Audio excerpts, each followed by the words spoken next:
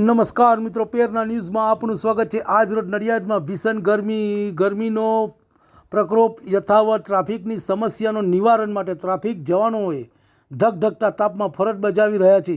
સામાજિક સંસ્થાઓ દ્વારા જવાનોને ભીષણ ગરમીથી બચવા એનર્જીનું વિતરણ કરવામાં આવ્યું હતું। એનર્જી ડ્રિંક લેવાથી ગરમીના પ્રમાણમાં આંશિક ઘટાડો થાય છે અને શરીરને એનર્જી મળે છે, જેને લઈને સામાજિક સંસ્થા દ્વારા એનર્જી ટ્રાફિક જવાનોને આપવામાં આવ્યું હતું। રિપોર્ટ રવિ સાધુ।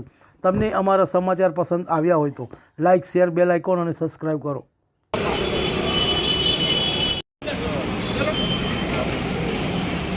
ઓકે,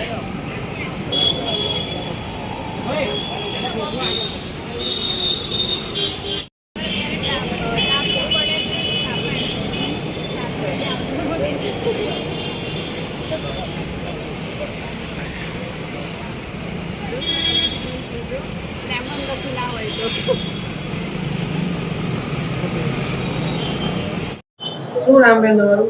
મારું નામ અંકિતા પટેલ છે। હું મંજીપુરા રહેવાસી છું। મહાગુજરાત હોસ્પિટલમાં સ્ટાફ તરીકે ફરજ નિભાવું છું। અત્યારે કાળઝાળ ગરમીમાં ડાયરિયા, વોમિટિંગ, ડિહાઇડ્રેશનના બહુ જ કેસ બનતા રહે છે। તો અમે આજનો પ્રોગ્રામ અમારો છે કે દરેક અમારા ટ્રાફિકભાઈ જે આટલી કડકડતી તાપમાં પોતાની ફરજ નિભાવે છે, તો એની માટે અમે આજે એમને સમજાવવા આવે છે કે તમે એનર્જી ડ્રિંક સાથે રાખો કે જેથી કરીને ડિહાઇડ્રેશન ના થઈ જાય। અને આ અમારા ગ્રુપ તરફથી અમે એમને